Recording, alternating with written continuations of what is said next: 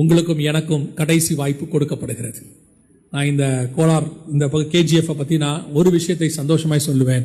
உங்கள் மேலே கர்த்தருடைய திட்டம் இருக்கிறது. இல்லைனா ஒரு தடவைக்கு 2 தடவை 2 தடவைக்கு 3 தடவை கர்த்தர் தம்முடைய வார்த்தைகளை அனுப்பிக்கிட்டே இருக்க மாட்டார்.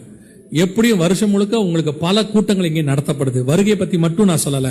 சுத்திகரிப்பு கூட்டம், உபவாச ஜெபம், ஊழியர் கூட்டம், அநேக பட்டணங்கள்ல வாய்ப்பு இல்லை. பெரிய பெரிய பட்டணங்கள்ல வாய்ப்பு இல்லை. அமெரிக்காவில் UK இப்படி வாய்ப்பு இல்லை.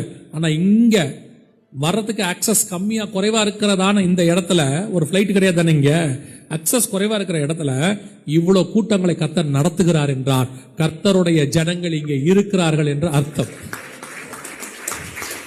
சோ ஆண்டவர் உங்களை அதிகமாய் நேசிக்கிறதுனால செய்தியை வந்து கொடுக்கிறார். அதே நேரத்தில் ஒண்ணு தெரிஞ்சுக்கணும், எவனிடத்தில் அதிகமாய் கொடுக்கப்படுகிறதோ அவனிடத்தில் அதிகமாயும் கேட்கப்படும்.